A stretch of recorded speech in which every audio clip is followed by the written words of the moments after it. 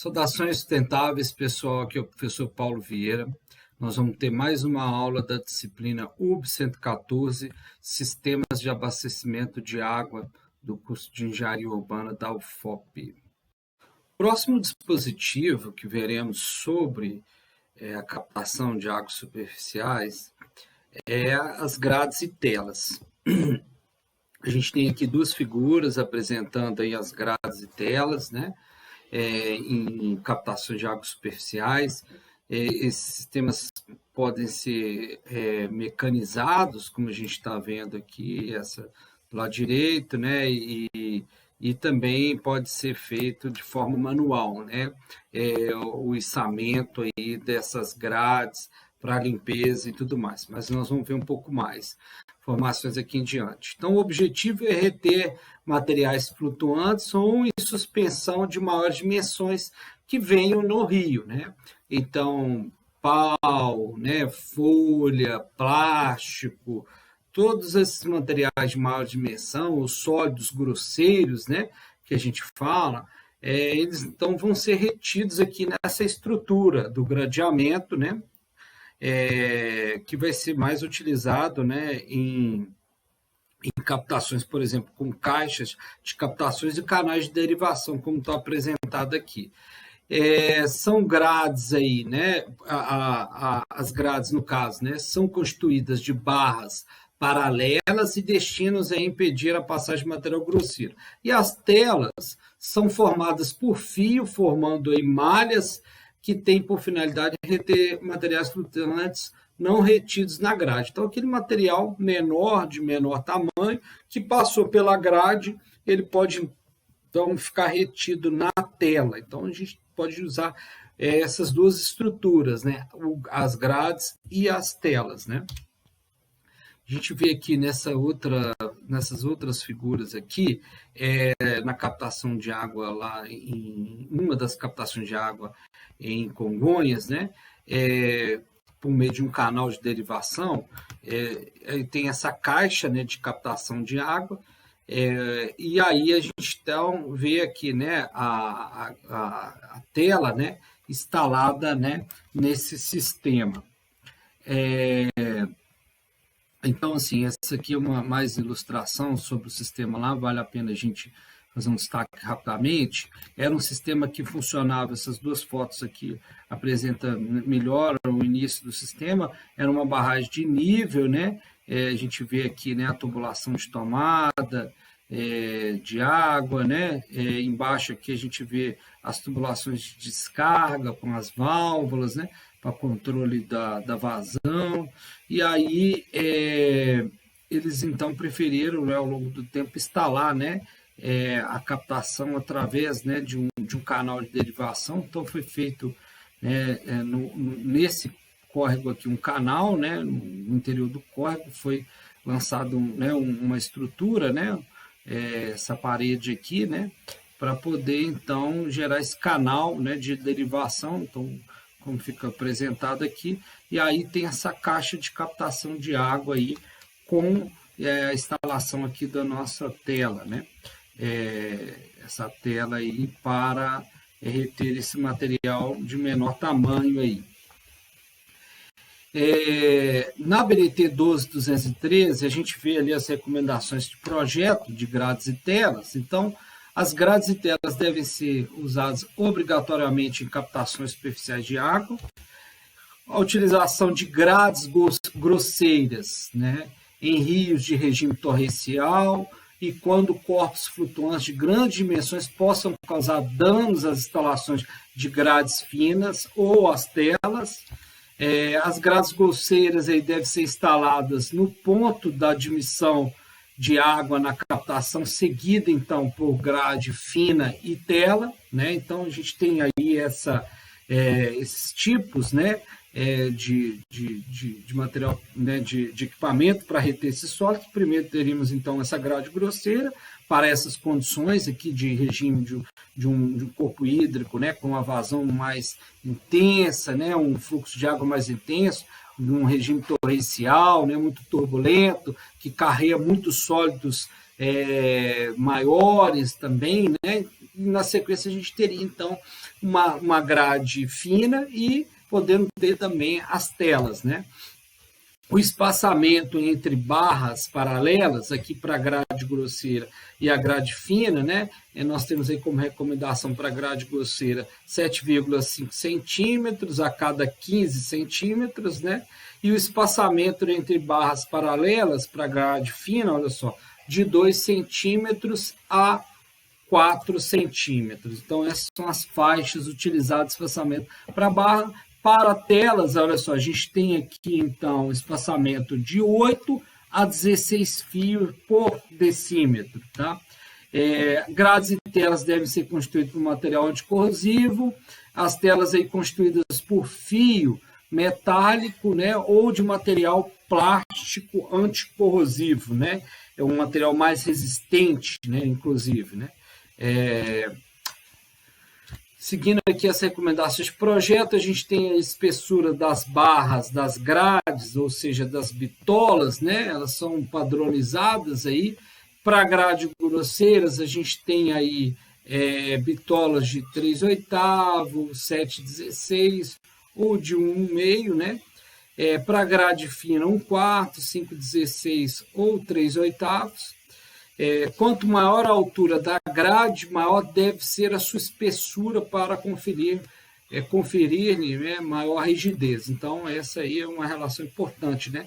Quanto maior for a estrutura da grade, né, a entrada ali da minha seção, né, que eu vou calcular para poder ter a quantidade de água necessária para entrar na minha caixa, por exemplo, de captação, então eu vou ter que ter uma bitola, né, uma grossura maior, então, dessa barra.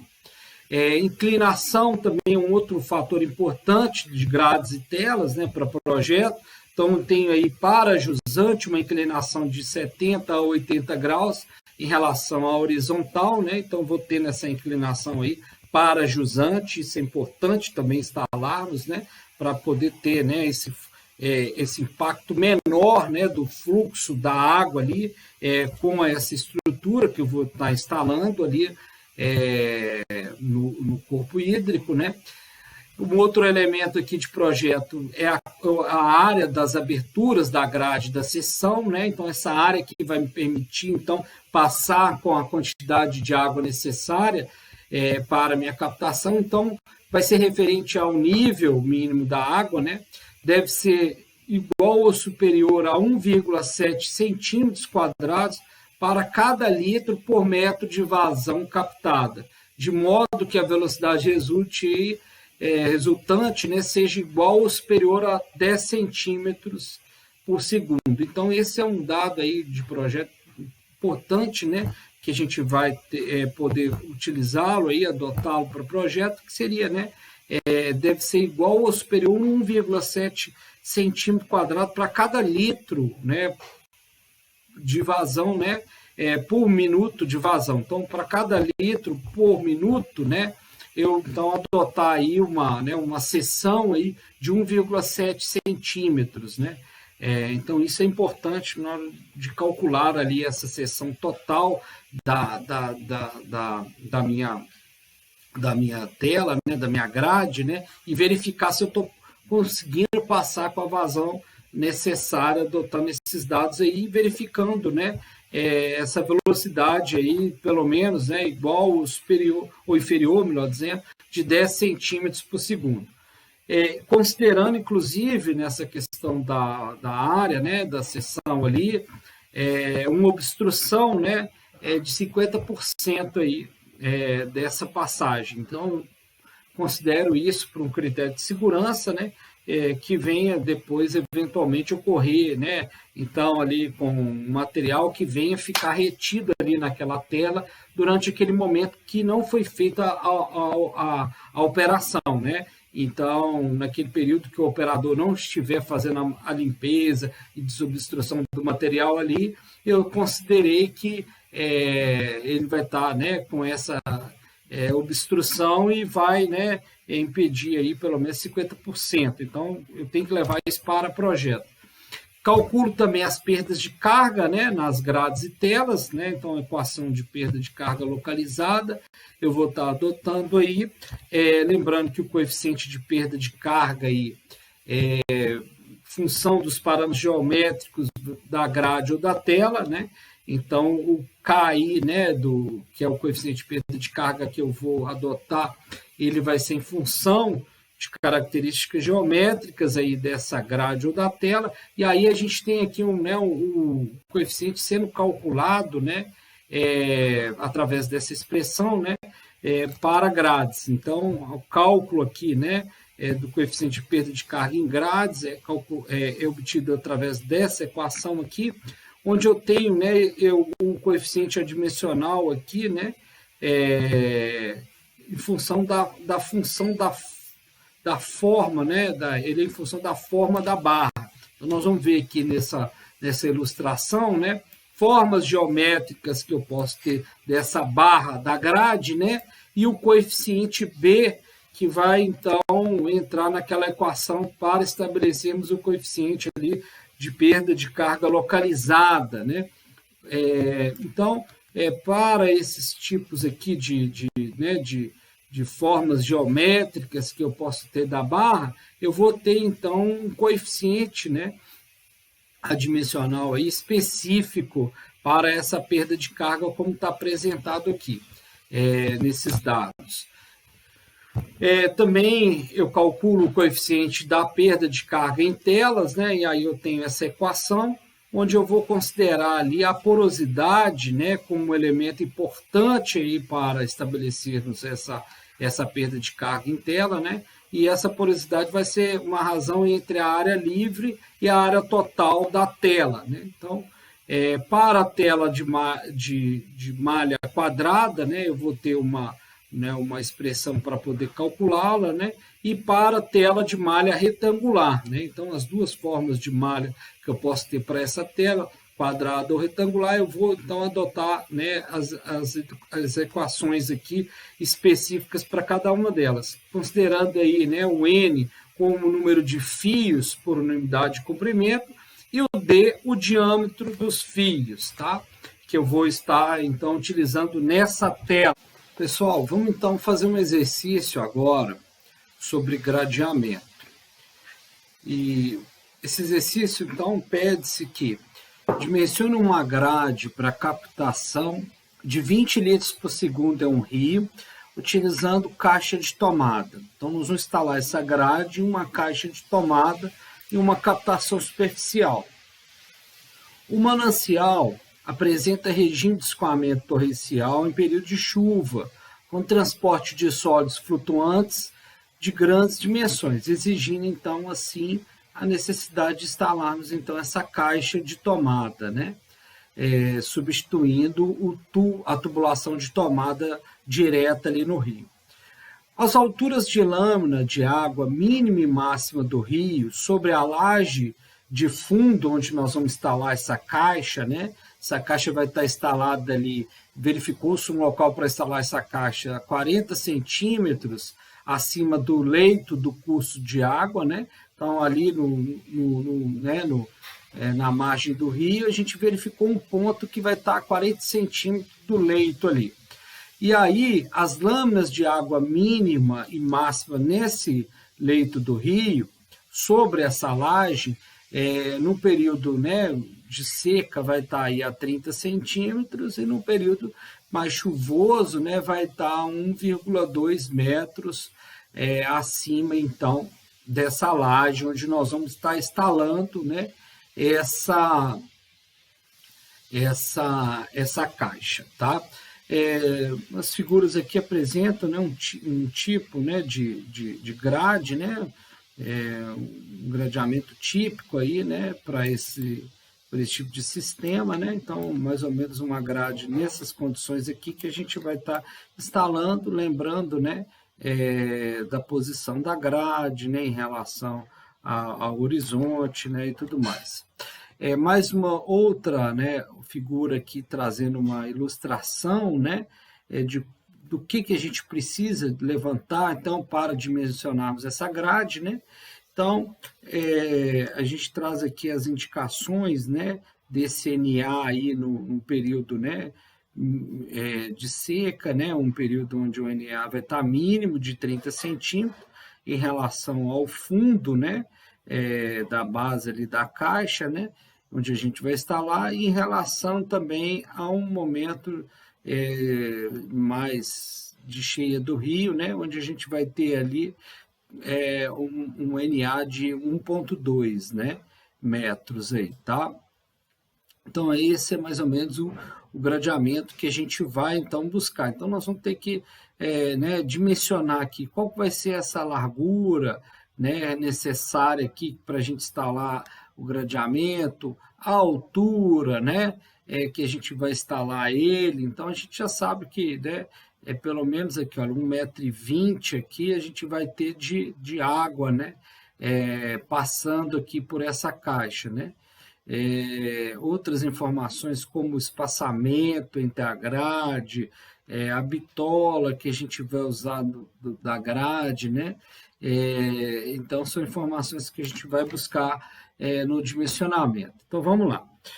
Para solucionar, o primeiro passo é a gente estabelecer aqui o tipo de grade e as especificações das barras dessa grade. Então, o tipo de grade adotada, considerando que o manancial apresenta regime de escoamento torrencial, com transporte de sólidos flutuantes de grandes dimensões, e considerando que a vazão a ser captada é uma vazão relativamente baixa, né, de 20 litros por segundo, a gente vai adotar uma grade do tipo grosseira, né, de limpeza manual, tá? Então, sem ter a necessidade aí de ser uma grade mecanizada, né, funcionando ali de forma mecanizada, se fosse uma grade aí para um sistema maior, uma captação de água maior, né? Então, aqui um sistema mais simples. Então, grade grosseira. A segunda condição que nós vamos adotar aqui vai ser em relação às barras, né? Essas bitolas aí da grade. Então, tamanho e demais especificações. E aí, a gente tinha visto anteriormente aí, né, como recomendações da BNT, o que a gente tem típico, né, e aí, em função disso aí, nós vamos adotar. Então, adotando uma grade grosseira manual de pequena altura, né, devido às condições do manancial ali, né, nós estamos mostrando que até 1,20 m, né, ele vai ter ali de água, né, de NA e tal. Então, a espessura, ó, nós vamos usar uma barra de espessura de 3/8, o espaçamento entre barras, nós adotamos aqui de 10 centímetros, né, inclinação em relação ao horizonte, a gente vai adotar aqui 70 graus, né, uma inclinação dele em relação ao horizonte, tipo de seção da barra, né, aquele tipo, a bitola dela circular, tipo de material aço carbono com pintura anticorrosiva. Então, essas são as condições aí que nós vamos adotar. O segundo passo é a gente calcular, então, a área útil mínima da grade, tá? Então, considerando a área útil, deve ser aí, né, adotando, né, a área útil deve adotar pelo menos, né, essa relação, essa condição aqui de 1,7 centímetros, né, por litro por minuto, né, de vazão, né, e a velocidade aqui, olha, é menor, né, do que 10 centímetros por segundo, tá? Então, eu preciso de levantar, né, considerar essas questões aí. Então, para a vazão que a gente tem de 20 litros por segundo ou de 1.200 litros por minuto, né, eu vou ter, então, utilizando essa condição aqui de ter pelo menos, olha só, igual, né, ou maior do que 1,7 centímetros,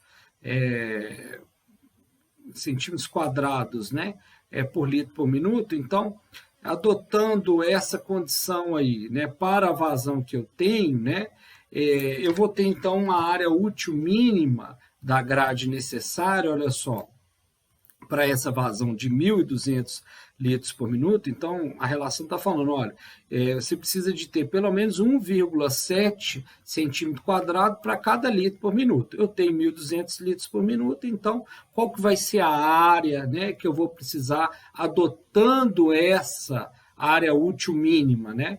Eu vou ter então uma área útil mínima de 2.040 centímetros quadrados ou 0,204 metros quadrados, tá? Vou verificar então a velocidade pela abertura das grades para essa área, né? Então, a velocidade para essa área útil, né? Adotando aí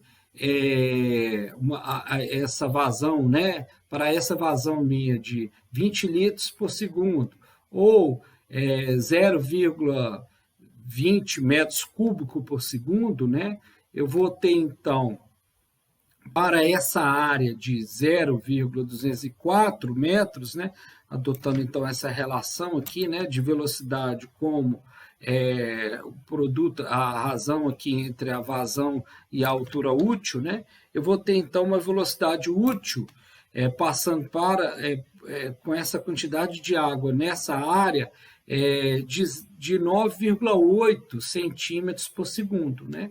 Então, uma velocidade aí que atende àquela velocidade recomendada, né, para projeto de ser de até 10 centímetros, né, por segundo. Então, ok. Então, o próximo passo, pessoal, é a gente calcular a largura útil mínima da grade. A partir, então, dessa área útil mínima que eu calculei, né, e também a partir daquela altura mínima que a gente vai ter ali da lâmina d'água. Então, em função dessa altura e dessa área que eu preciso e da altura que eu vou ter mínima, eu vou, então, estabelecer qual que vai ser a largura mínima que eu preciso, né, da minha grade. Então, através dessa relação, né, de área, aí, né, a área dessa seção, largura e altura, né, a altura eu tenho, que é 30 centímetros, e a área eu tenho que é de 0,204 metros, ou 2.040 centímetros quadrados, né? Então, eu tenho, então, através dessa relação, então, eu posso obter, então, a minha largura mínima, né? Útil mínima da minha grade, que vai ser de 0,68, né? Então, eu vou dividir aí os 0,204 metros quadrados, né, de área útil mínima que eu precisava, pela altura mínima da lâmina que eu vou ter ali, né, que é a altura mínima da lâmina do rio, que vai estabelecer, então, qual vai ser a minha necessidade mínima ali da grade, né. Então, a altura mínima que eu vou precisar, né, a largura mínima minha vai ser de 68 centímetros, né. Então, tá aí as minhas relações, as minhas dimensões básicas, né, mínimas e úteis necessárias para meu gradeamento, né?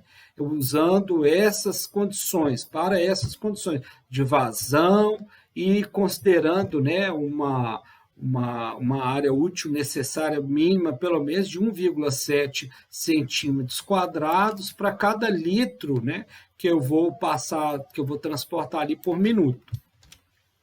Ok, o próximo passo é a gente, então, calcular o número mínimo de barras. Qual que é o número mínimo de barras que eu preciso para a minha grade, né? Então, adotando o espaçamento aí entre barras de 10 centímetros, né, eu posso, então, estabelecer através dessa relação, né, que eu vou ter aí da minha largura, né,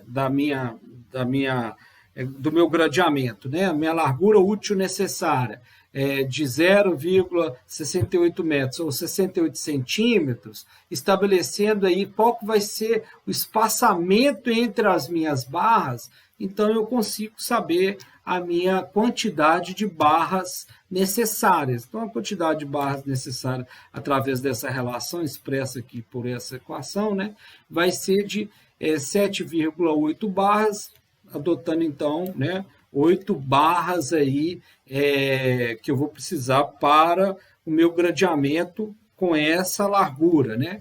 de 0,68. Então, a largura total mínima da grade, né, como que eu vou obter ela agora? Eu vou, então, adotar a espessura da barra, né, de 0,95 centímetros, já tinha formado isso anteriormente, né, o espaçamento entre barras de 10 centímetros e o número de barras que eu vou, né, necessitar, vão ser 8 barras. Então, com essas 3 informações, eu consigo estabelecer, então, qual vai ser a largura total que eu vou precisar, porque eu vou estar inserindo agora a dimensão da própria barra, né, que vai ser essa dimensão de 0,95 centímetros. Então, estabelecendo essa relação, né, de número de 8 barras, né, cada barra tendo aí 0,95 centímetros aí de espessura, né, mais o número de barras que eu preciso, né, tendo aí o espaçamento, né, de 10 centímetros, então eu consigo estabelecer aí, né, a largura total que eu vou precisar. Eu tinha antes a largura mínima, né, para poder transportar água, agora eu estou inserindo ali dentro esse elemento, né, físico que vai ocupar espaço dentro dessa largura, que é a própria barra, né, e que eu tenho, então, que adicioná-lo, né, nesse cálculo de largura. Então, a largura total vai ser 0,78. O próximo passo é a gente, então, estabelecer a altura da grade. Então, que vai ser em função aí da altura do NA máximo, né, do curso d'água em relação à laje de fundo. Então, nós vimos ali que o NA máximo é 1,2, né, e eu adoto mais uma borda livre, né, de 20 centímetros, né, para a água não ficar estrangulada, né, estrangular nada, nem se não ficar afogada a minha caixa, né, naquele momento da chuva, do período máximo de chuva, né, a caixa não ficar afogada e não gerar nenhuma pressão ali, tudo mais. Então, eu jogo mais 20 centímetros de borda livre dela, né. Então, a altura total da grade, olha só, vai ser 1,4 metros. Lembrando, né, isso aqui para o aspecto construtivo, que para um aspecto, né, hidráulico necessário para garantir ali a passagem de água que eu preciso, que é de 20 litros por segundo, eu precisaria deixar só uma altura de 30 centímetros, que eu calculei toda a minha dimensão com isso. No entanto, para não deixar a caixa afogada, né, então se eu fizer uma caixa de 30 centímetros mais 20, né, que seria, teoricamente, uma borda livre para o período de seca, né? Eu, no período de chuva, um período onde o rio estiver transportando mais água, eu estaria trabalhando com essa caixa toda afogada, porque eu estaria acima dela pelo menos mais 70 centímetros, né? Que daria, então, esse 1,20 m aí que eu tenho no período, né, de cheia do rio. Então, eu não quero trabalhar com uma caixa afogada, né? E então, eu vou estar trabalhando com uma grade maior, né? Então, essa entrada da caixa aí, com uma grade maior de 1,40, né? Para atender toda essa condição aí da caixa nesse período de cheia. O próximo passo é a gente dimensionar, né, ter essas dimensões úteis, né, estabelecer as dimensões úteis da própria caixa onde eu vou estar instalando essa grade, né? A grade vai ser o dispositivo ali que vai estar instalado na entrada da caixa ali. Então, as dimensões vão ser em função aí das dimensões da grade, que nós já trabalhamos aí até então, da topografia do terreno na margem onde ela fica instalada, né? E do diâmetro da tubulação. Então, em função disso aí, eu vou estabelecer as minhas dimensões da caixa. Admitindo aí que o ponto mais alto do terreno fica 25 centímetros acima do NA máximo. Então, tem aquele NA máximo lá de 1,20, né, em relação ao fundo da caixa. Eu vou ter, então, que o terreno, né, vai estar ali, o terreno onde eu vou estar aduzindo a água, né, posteriormente, para as demais etapas da minha captação, né? Por exemplo, para o desarenador, se for o caso, seguindo ali para o posto de sucção, ou para o posto de derivação, se eu for jogar adutora por gravidade, eu vou ter, então, um desnível do terreno aí de 25 centímetros. Então, vou ter uma elevação dessa cota aí, né? De 25 centímetros em relação a cota ali do NA máximo, né? E o diâmetro da tubulação, que eu vou estar fazendo a captação da água, né, da tubulação de tomada, que vai estar ali dentro da minha caixa, vai ser de 200 milímetros. Então, as dimensões úteis da caixa, né, altura total, com mureta de 30 centímetros do nível do terreno, né, então eu vou ter ali 1,40, né, que vai ser aquela no NA máximo, mais 20 centímetros que eu joguei, né, para ela não ficar afogada, mais 30 centímetros ali, né, de mureta, que eu vou jogar acima, né, do NA do terreno, né? Então, para uma mureta para proteger ali em relação à superfície do terreno, né? Então, a minha caixa total vai ficar com 1,70, né? Deve ser, então, superior às dimensões da tubulação ou do canal subsequente. Então, se lá na superfície do terreno eu tiver um canalzinho, né, para transportar água, ou mesmo a própria tubulação lá, eu vou estar, então, acima, né, nesse nível aí. Comprimento, né? O comprimento total frontal, né? Então eu já tinha estabelecido lá que a minha largura, né? Do gradeamento seria 78 centímetros, então seria, né? Comprimento da grade devendo ser aí, a gente tentando, né, sempre adotar um comprimento frontal ali para poder, né, fazer alguma manutenção, alguma inspeção, né, pelo menos acima de 60 centímetros. Então, esse comprimento que a gente já calculou lá do gradeamento total, que vai encaixar ali, né, nessa parte frontal da caixa, né, para onde vai ter o acesso da água, e já é suficiente aquele valor mínimo ali de 60 centímetros, né, que é recomendado aí para projeto, né? Então, a gente já está adotando de 78. E a largura lateral, né, que é o valor mínimo, né? Então, aquela largura para dentro, né, aquele valor que eu vou ter ali dentro da caixa, né? O valor mínimo aí, né, que a gente adota aí.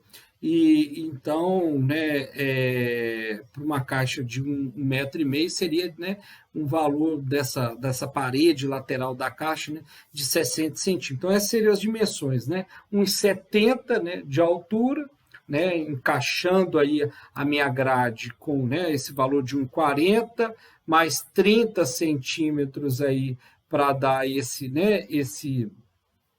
essa mureta, né, em relação ao nível do terreno, né, lembrando que a cota superior do terreno está a 25 centímetros do NA máximo de 1,20, né, eu vou ter de largura frontal ou de comprimento, né, largura ou comprimento frontal 0,78 e 700 centímetros de parede lateral da caixa. Então, essa vai ser, né, as minhas dimensões da caixa. E aí eu calculo, então, a perda de carga que eu vou ter na grade, né? A perda de carga que eu vou ter na grade, para a gente, então, conhecer ali qual que vai ser, né, a necessidade de instalação da tubulação de tomada em função dessa perda de carga que eu vou ter ali no gradeamento, né? Nesse contato da água com o gradeamento, vou perder energia, então em função dessa perda de energia, eu tenho que pensar né, no posicionamento do tubo, né, ali dentro ali. Aí eu tenho as duas equações, né? A equação de perda de carga, né? Localizada, né?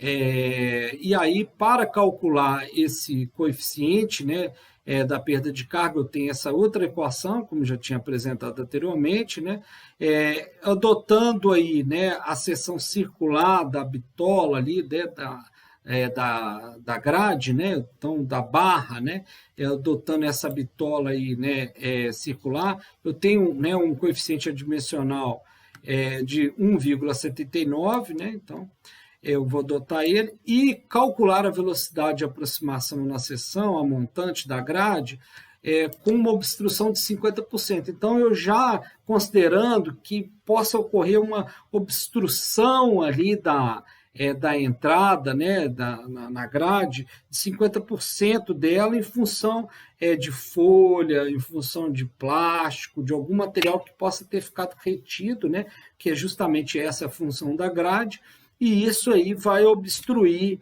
a minha passagem ali e a minha velocidade. Então, eu considerando esses 50%, né, dessa grade, né, eu vou estar adicionando esse valor aí à minha área, né? Então, fazendo aquela relação lá, né, da velocidade, né, da vazão, né, como razão aí da área, né, eu vou ter então, né, adotando então os dados, né, aplicando os dados aqui de vazão, né, de 0,20 metros cúbicos por segundo, né, com a vazão que eu preciso transportar. O 0,5 aqui, então, seria essa obstrução, né? Eu adicionando essa obstrução aqui, né, considerando essa obstrução, né, qual que seria a minha velocidade de transporte ali, né? Então, seria um momento mais crítico aí para calcular essa perda de carga, então, né? A velocidade, então, seria em função lá, né, daquela área da minha seção, né, para aquele pior momento, né, que seria aquele momento onde eu tenho ali uma lâmina de água de 30 centímetros e a minha, né, largura, né, a largura total ali da grade de 0,78 metros ou 78 centímetros. Então, a velocidade nesse momento, né, crítico aí, né, da água com menor velocidade seria, né, de 0,171, né, metros por segundo, né? Então, aquela menor velocidade que eu teria, então, né, durante esse momento aí. Então, dessa forma, nós teremos aí a gente calcula, então, né, o coeficiente, né, a gente pode calcular o coeficiente, lembrando que ele vai ser em função, né,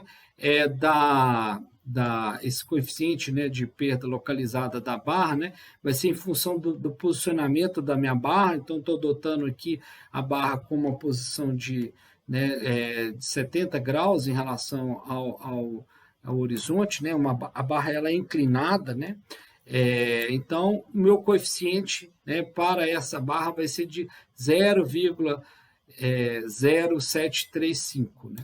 Então, adotando esse coeficiente agora na equação de perda de carga, eu vou ter, então, né, para essa velocidade, né, eu vou ter, então, um coeficiente, né, de a perda de carga total, né, de 0,11, né? Então, essa seria a perda de carga que eu teria, né, para essa condição aí adotada, né? Então, a perda de carga é pequena, né, 0,11 milímetros, né? É uma perda de carga muito pequena, característica desse tipo de gradeamento. Então, não me exigindo muito, né, o posicionamento da tubulação em relação a essa perda de carga, né, ou afogar mais, né, minha tubulação em relação a ela, né. Então, ela não está causando, né, não causaria aí uma perda de carga significativa, né, nesse transporte da água para a tubulação ali de tomada, né, de água. É isso aí, pessoal. Então, para o dimensionamento, né, um dimensionamento hidráulico básico, né, do gradeamento para captação de água superficial, nesses casos aqui de uma captação utilizando uma caixa de tomada, né, esses são os cálculos.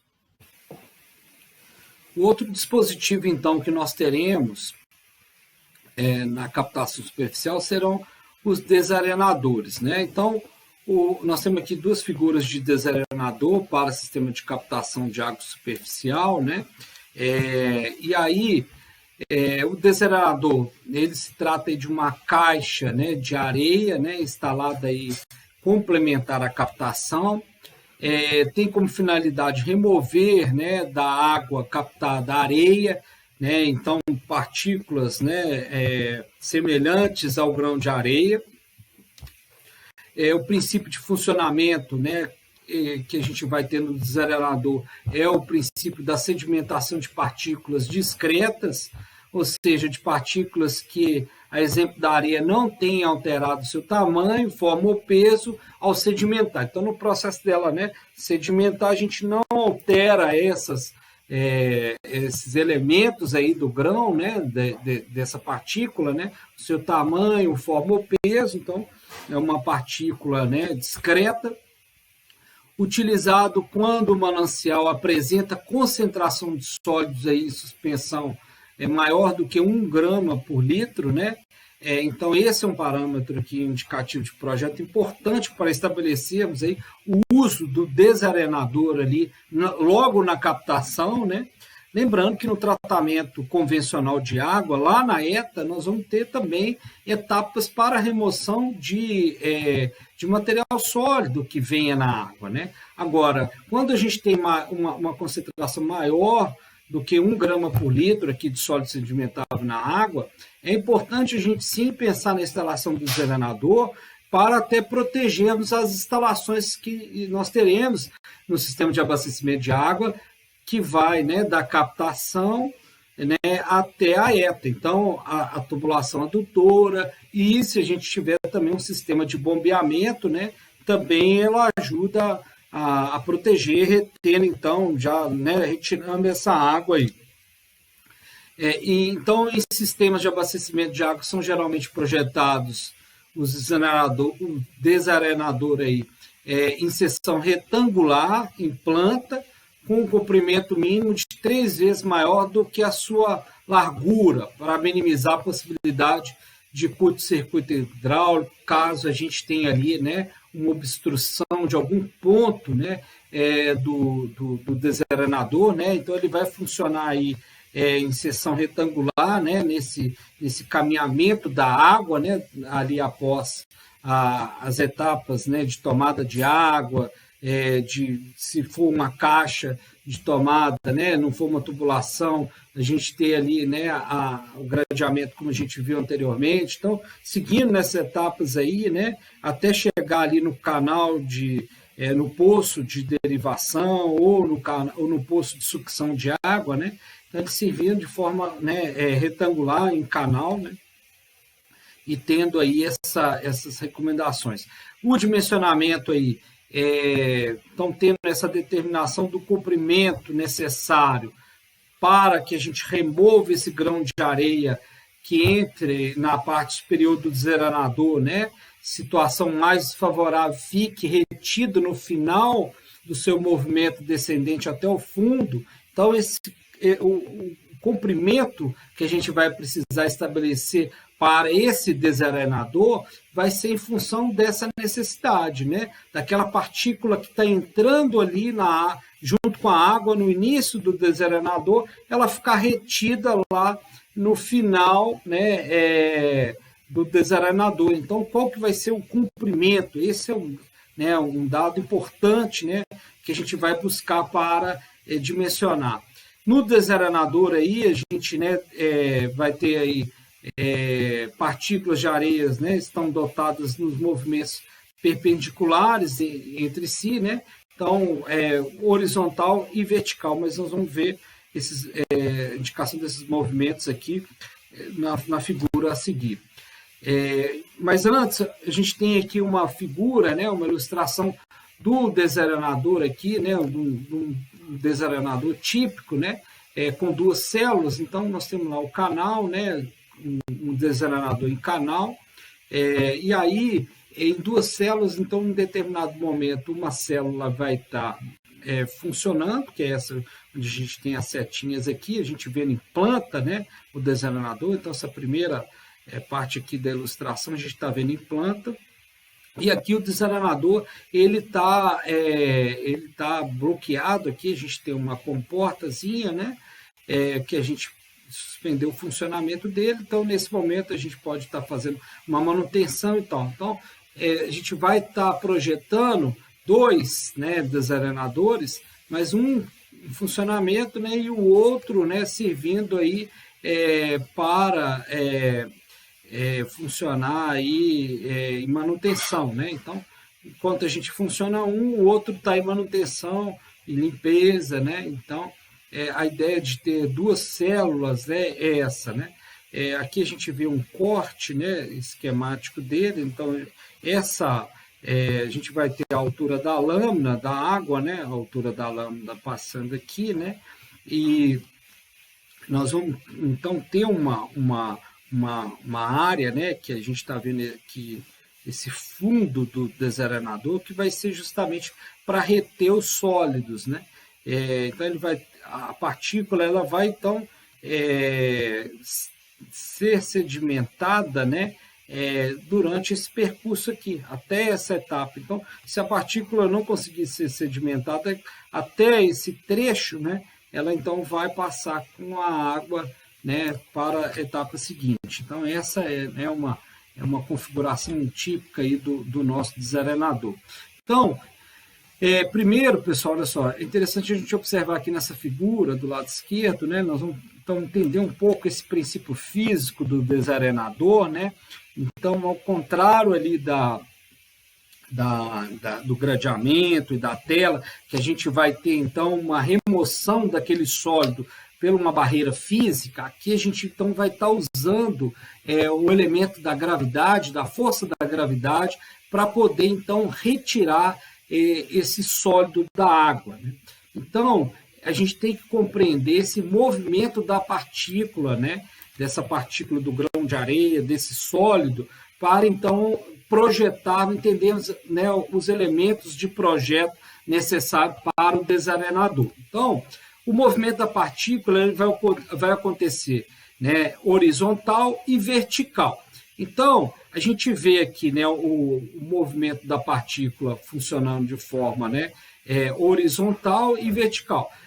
O VH, né, que seria a velocidade horizontal, e a velocidade, né, vertical, que seria, né, a velocidade de sedimentação da partícula. Então, vamos ver primeiro aqui em planta, né? Então a água vai estar passando por esse desarenador, que é na forma de canal, né?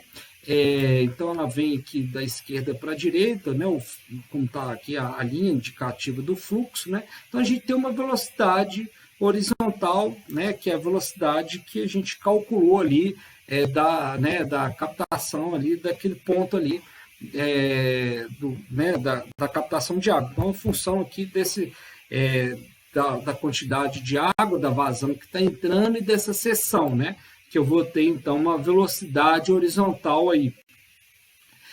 E, ao mesmo tempo, eu vou considerar uma velocidade de sedimentação dessa partícula em função dessa força da gravidade, né? Então, ela vai agir, né? Essa força da gravidade vai agir nessa partícula, e aí já é experimentado, né, para diversos tipos de partícula, qual que é a sua velocidade de sedimentação na água, né? Então, eu calculo lá, né, a velocidade horizontal, que vai ser em função aí, né, dessa relação da vazão e da minha área, né, a área que eu vou ter aqui da seção, né, que eu vou estar passando, né, o B e o H, né, e considerando ali que eu tenho, né, que calcular, né, essa velocidade horizontal, olha só, dessa partícula, para uma velocidade de até 0,3 metros por segundo, né? Então, eu tenho que ter uma velocidade baixa ali da água para dar tempo, vamos dizer assim, para que essa velocidade de sedimentação atue de forma favorável, que é ela que vai me definir a retirada do sólido naquele percurso que eu tenho, né? Então, tem esse percurso do decantador, né? Que vai ser o meu desarenador, né?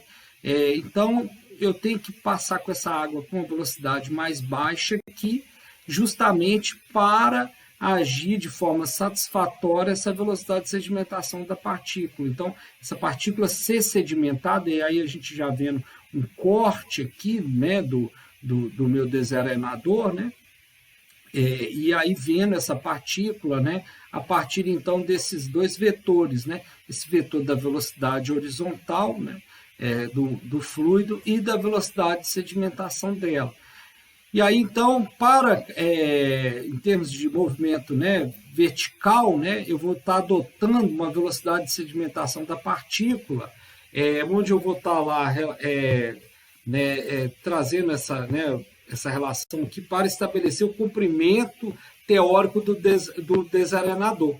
Né? Então, eu vou estar calculando, né, o comprimento teórico do desarenador, adotando, então, essa relação aqui de velocidade, né, como uma razão aí da vazão pela área da seção, né, da seção transversal, onde eu vou ter lá, né, decompondo aqui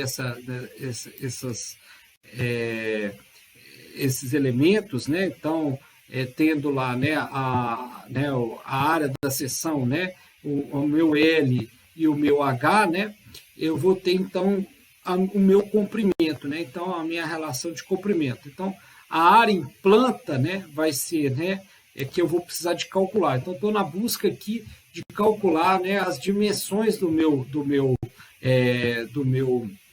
desarenador. Então, vou considerar esses dois elementos aqui. A minha velocidade, que eu tenho que passar horizontal pela água, uma velocidade mais baixa, uma velocidade bem, né, bem baixa ali, até 0,3 metros por segundo, e essa velocidade que uma partícula tem para ser sedimentada. Então, nessa tabelinha aqui, a gente, então, considera, né, a gente vai estar, primeiro, considerando como uma velocidade de sedimentação de uma partícula semelhante a um grão de areia. Então, o grão de areia ele tem como velocidade de sedimentação, né, verificando aqui, né, um grão de areia adotado aí com esse diâmetro de 0,20 milímetros, né? Então a gente tem aqui dois autores aqui, né, apresentando velocidade de sedimentação para esse grão.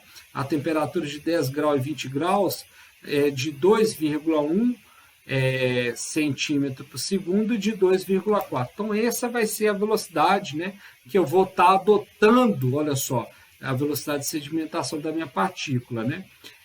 Para, então, calcularmos, então, essa área em planta, né? Que eu vou precisar. Então, vou estabelecer aqui, né?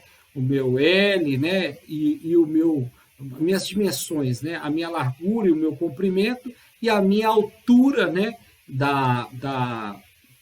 Do meu desarenador, a partir, então, dessas duas velocidades. Então, a velocidade horizontal, né, e a velocidade de sedimentação da partícula. Então, eu vou lançar mão dessas velocidades, então, para calcularmos essas dimensões aí do desarenador.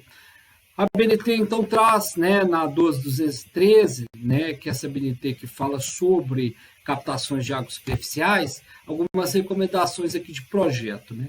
O desarenador deve ser instalado entre a tomada de água e a adutora. Né? Ele pode ser dispensado quando se comprovar que o transporte de sólido sedimentável não é prejudicial ao sistema. E aí uma informação mais objetiva nesse sentido é verificar aquela quantidade de sólido sedimentável lá, né? Acima de 1 grama por litro já é recomendado.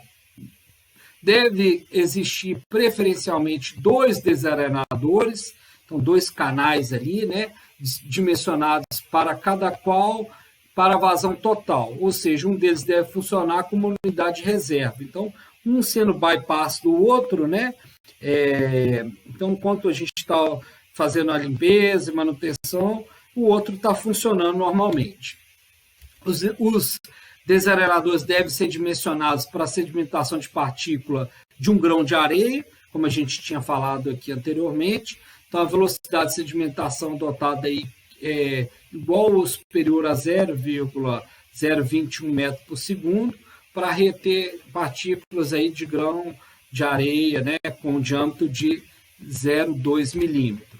Velocidade de escoamento adotada, né, uma velocidade menor ou igual a 0,30, né, então, velocidades menores, a gente vai naturalmente exigir maiores dimensões do meu desarenador, e isso tem todo um impacto, né? Então, eu tenho que adotar esses valores ali sempre no limite, em função da minha área disponível, em função também da viabilidade econômica, né? Então, tem que sempre trabalhar esses fatores aí.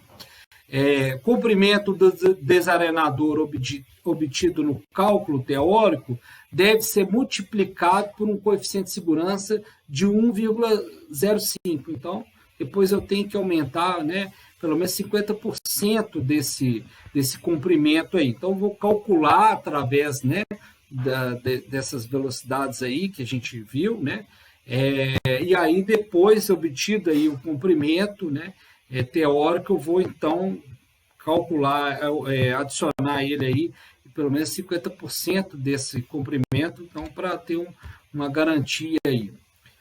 O desarenador com remoção por processo natural, né, que é esse que a gente vai, então, tá esperando a partir dessa velocidade de sedimentação da partícula, né? Então, essa condição natural, né, da partícula se sedimentar devido à força da gravidade, mas para isso eu preciso de dar tempo, né? E esse tempo, né, vai ter uma relação com a velocidade, né? Então, a velocidade é o quê?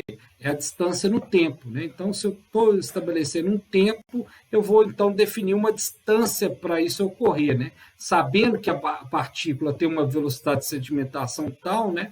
Então, eu consigo aí estabelecer o tempo e a distância para isso, adotando um ou outro. Então, para ocorrer, né, nesse processo natural, eu vou estar instalando lá um depósito capaz de acumular o mínimo equivalente a 10% do volume do desarenador. Então, aquela parte, né, que a gente viu lá inferior do desarenador, né, aquela caixinha, aquela área que eu vou ter ali, né, abaixo ali, justamente com volume pelo menos de 10% desse desarenador, né, do volume total, para poder, então, servir ali dessa caixa de retenção desse sólido. E aí, isso precisando ser, então, feito essa limpeza sempre, né? E a largura mínima, olha só, que facilite a construção e limpeza do desarenador, né? Então, é uma largura que possibilite ali a entrada, né, de um operador, né? Então, pelo menos 50 centímetros, né? Ou acima de 50 centímetros, né? Para a gente, então, ter essa condição de, né, de poder fazer ali toda a manutenção necessária. As dimensões usuais do desarenador, né? Então, para tornar fácil a construção e limpeza, né, geralmente se adota aí uma largura e os valores práticos que constam na tabela utilizada, que é essa tabela aqui que a gente vai estar utilizando, né, como referência para o projeto, né, para definir a largura aí desse desarenador. Então, para a largura do desarenador em função de sua altura, né, então, para a altura aí até de 1 metro, né, olha só, recomenda aí a partir de 60 centímetros, né, 50, 60 centímetros, de 1 metro a 2 metros, 90 centímetros, 2 metros a 4 metros, a largura pelo menos de 1,20 m, né? E acima de 4 metros de largura, né? 2 metros. Então, a altura tabelada não é uma altura da lâmina de água no interior do desarenador, mas sim a altura total do desarenador, que depende não somente da altura da lâmina. Então, a gente vai calcular, vai dimensionar o desarenador a altura da sua lâmina, né? Da lâmina d'água. Então, a gente tem que entender que a altura total está sendo considerada aqui, né, ela vai ter ali uma altura em função do desnível total, né, do desarenador, e da superfície onde ele está construído, né? Então, a gente vai ter que verificar ali a altura da borda livre e outros elementos.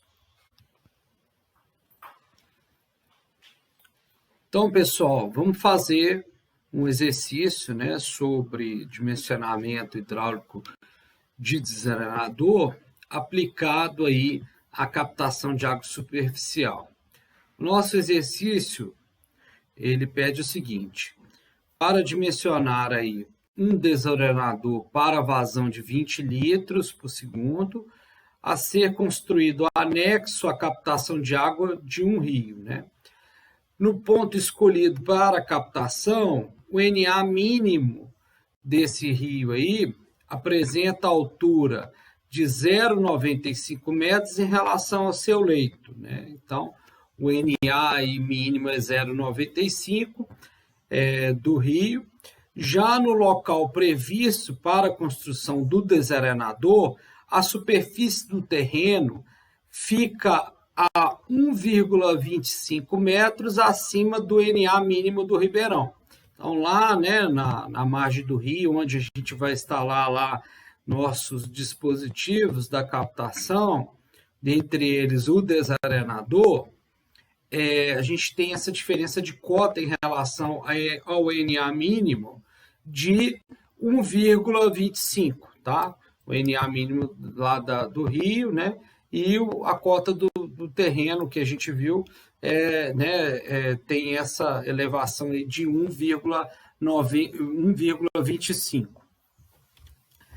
Considerações que nós vamos adotar com base aí nas recomendações, né, da 12.213. A velocidade de sedimentação, então, nós vamos considerar a velocidade de sedimentação da partícula de areia, né, para essa com grão aí de diâmetro de até 0,2 milímetros, então a velocidade vai ser de sedimentação de 0,21 metros por segundo. O comprimento do desarenador, ele já considerando um coeficiente de segurança de 1,5 vezes, né, o cálculo que a gente estabeleceu para o comprimento dele, e a largura do desarenador compatível aí com a sua profundidade, que aí a gente tem como referência aquela tabela, né, que traz para a gente faixas aí de largura, indicando qual que seria, né, a profundidade, né, do desarenador. Velocidade de escoamento horizontal, a gente então adotando uma velocidade aí de 0,30 metros por segundo, uma velocidade em fluxo laminar, né, uma velocidade bem baixa, para dar tempo, né, de termos aí essa sedimentação da partícula a partir aí dessa consideração que nós estamos adotando da velocidade de sedimentação. Então, vamos lá, né, iniciar nossa resolução. O primeiro passo, né, é a gente definir essa altura do desarenador.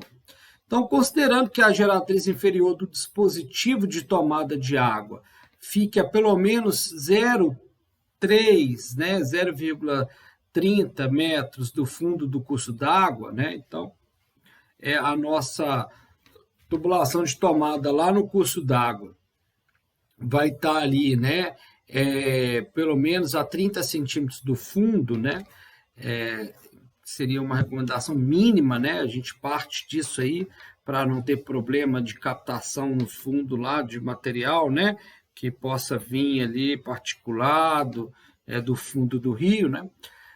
Adotou-se aí também para a altura útil da lâmina de água no desarenador, valor igual à altura da lâmina de água mínima do rio, ou seja, 0,95 metros, né? 95 centímetros, menos aquela profundidade limite da tomada de água. Então, porque a tubulação vai estar vindo, a tubulação de tomada de água vai estar vindo 30 centímetros superior ao fundo do rio, né? Então, a partir disso aí, a gente teria, então, essa altura da lâmina da água, né? A partir desses 30 centímetros ali, lá no nosso decantador, ou no nosso desarenador. A altura útil da lâmina de água no desarenador, então, seria, de fato, né? Esse 0,95, né? A altura ali da lâmina, né? Da água, né, mínima do rio, menos esse 0,30, que é a posição do tubo ali. Então, de fato, vai ser 0,65, né? Então, nosso desarenador o fundo dele inicia logo no fundo ali da tubulação, da tubulação de tomada de água que está, né, vindo ali do rio para o desarenador. A altura do desarenador, né? A altura útil da lâmina aí. Então, a altura total dele que a gente vai estabelecer, né? A gente estava estabelecendo a altura útil da lâmina da água no desarenador, vai ser essa de 0,65 metros, e a altura total dele, né? Então, vai ser a altura útil da lâmina, que é o que a gente precisa, útil ali de altura dele, mais a altura do depósito de areia. Então, no fundo dele ali, eu tenho que ter uma área, né? Uma espécie de um fundo falso ali, para acumular essa areia que vai sedimentando, né? O desnível, mais o desnível entre o NA da água no desarenador e a superfície da cota do terreno, né? Então, aquele desnível da cota que eu vou ter, né? De um ponto para o outro, né? Aí, no caso em questão aqui, vai ser 1,25, né? Que é o NA mínimo, a diferença do NA mínimo para a superfície do terreno, mais a altura de uma muretinha que eu vou construir na superfície dele lá do meu desarenador. Lembrando que ele vai estar encaixado, ele vai estar escavado no terreno, né, para poder receber a tubulação no fundo lá da tubulação de tomada de água. Então, para não ficar com, né, a borda dele caindo o material ali da superfície, né, no desarenador, eu vou fazer uma muretinha ali de 30 centímetros, né, da superfície do terreno para cima, né, levando aí 30 centímetros para evitar ali, né, cair qualquer tipo de material, inclusive água, né, da drenagem ali do terreno nele. Então, a altura total do desarenador vai ser o 0,65, que é a altura útil da lâmina, né, mais 10% desse valor que seria para poder acondicionar, seria aquele fundo falso ali para, né, acondicionar o material que vai sedimentando, né, mais o desnível, né, do NA mínimo lá da água com a superfície do terreno, mais aquela alturazinha que eu estou colocando de 0,30 de borda livre ali, ou de mureta, melhor dizendo, né? Para proteger, né, de cair qualquer coisa, evitar de cair qualquer coisa dentro do desarenador. Então, a altura total dele seria aproximada aí de 2,27, né? Para arredondando aí para 2,3, para ficar mais fácil, né? Construir ele, né? Não precisaria ter essa precisão toda de 0,27 aqui, né? Esses 3 centímetros aqui. Então, ficaria com 2,3, né? 2,30 centímetros. Então, essa aí é a altura total dele. Aí a gente passa, então, para o cálculo da largura útil do desarenador, né? Então, usando aquela tabela 8.5 como referência, né? Tendo aí como essa altura total de 2,3 metros, eu vou, então, definir lá, né, através da tabela, eu já tenho, né, as faixas ali, né, de altura, e aí eu tenho a indicação, então, da largura recomendada, né? A largura útil do meu desarenador para essa condição de altura seria de 1,20 metros. Então, vou adotar esse valor de largura útil de 1,20, né? Uma largura em planta, né? A gente lembrando ali a largura em planta. Então, falta agora estabelecermos aí outra dimensão dele, que é o comprimento. A gente tem a altura, tem a largura, faltamos então estabelecer o comprimento dele. O comprimento, eu vou usar aquela relação, né? Aquela relação de comprimento aí, estabelecida lá aquela equação que eu posso obter vazão como produto aí da velocidade e da área, né? E aí eu vou ter aqui, a partir então da relação com a velocidade de sedimentação da partícula, né? Adotando, então, para aquela área em planta, né? Então, é o comprimento e a largura, né? Então, eu tenho aí, né, esses dados de vazão. Minha vazão vai ser de 0,020 metros cúbicos por segundo. Vou dividir, então, pela velocidade que eu adotei de sedimentação da partícula, de 0,21 metros por segundo, vezes, né, a minha largura que eu adotei em função da altura, né, a largura de 1,20. Então, o comprimento, né, que eu vou achar através dessa relação vai ser de 0,8 metros, 80 centímetros. Adotando lá aquele coeficiente de segurança, né, de 1,5, né, multiplicando por esse coeficiente de segurança, o valor, então, do meu comprimento, né, o resultado do comprimento do desenhador a partir desse cálculo vai ser 1,20 metros. No entanto, esse dado, né, esse valor vai ser insatisfatório, né, porque eu vou ter uma relação aí, né, largura do comprimento e comprimento e largura do desenhador, né, de 1, né? Então, esse valor de 1 dessa relação, né? Então, e que a gente recomenda, que vê como recomendado um projeto, né, ter essa relação pelo menos, né,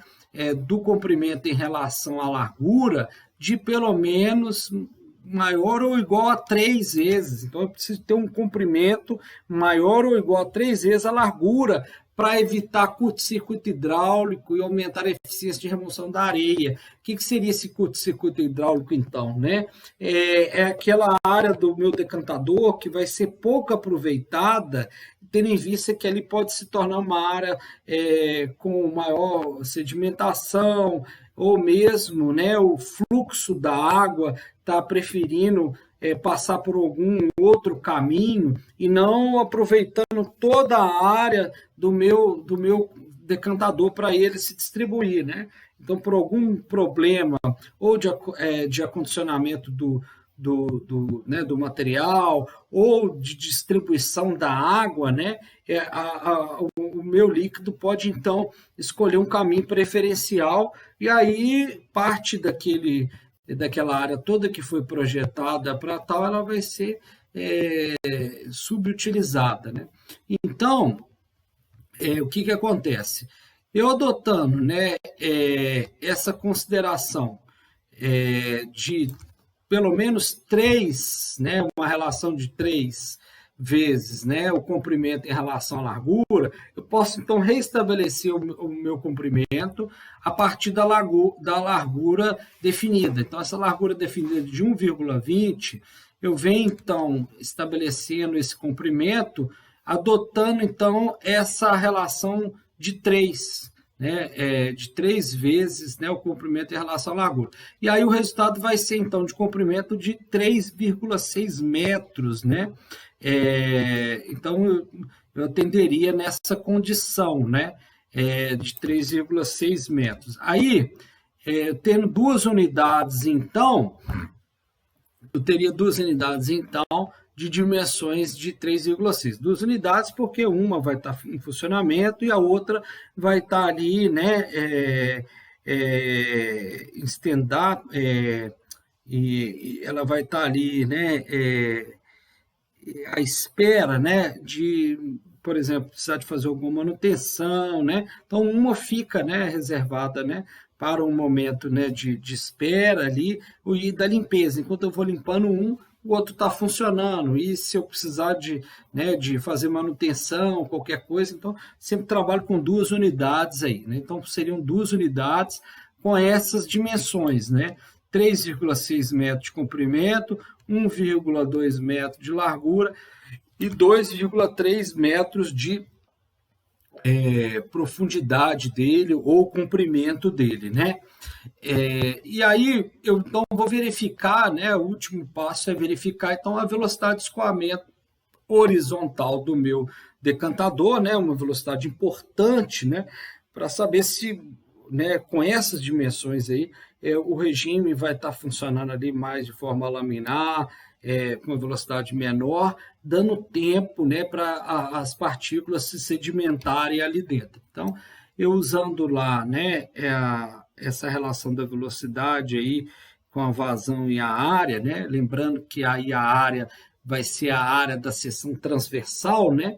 Então vai ser a área vai ser, né, a largura e a altura, né, a largura e a altura do meu decantador, né? Então eu vou ter lá, né, como uma velocidade, né, horizontal, a vazão, né, aplicando aqui nessa fórmula, eu vou ter a vazão, né, de 0,020 metros cúbicos por segundo, dividido, né, pela largura do decantador, 1,2, né, e a altura, lembrando que é a altura útil, né, a altura útil do decantador, né, aqueles valores ali a mais vão servir para poder nivelar ele com relação ao nível do terreno, que vai estar vindo lá do NA, os outros 30 centímetros é a mureta, e aqueles outros 10% é para um local de acomodação ali do meu sedimento. Então, eu vou considerar, né, só os 0,65 metros aí como a altura útil. Então, a velocidade horizontal resultante para essas condições vai ser de 0,26, que é satisfatória, né, enquanto aí a gente espera para um regime de escoamento nesse tipo de unidade, onde a gente, né, visa aí um escoamento mais laminar, um escoamento mais menor, né, escoamento onde que permita que ocorra esse processo da sedimentação. Então, está aí, né, a verificação hidráulica feita, e aí a gente, então, encerrando assim esse cálculo do desarenador. Pessoal, aqui então nós temos a listagem de referências utilizadas na disciplina, destaco aí a NBR 213, que traz aí vários parâmetros de projeto, né, dados aí para a gente adotar nesses parâmetros de projeto, os 3 ODS, né, relacionados à disciplina, o ODS 3, o ODS 6 e o ODS 11, agradeço e coloco à disposição aí. Até a próxima aula.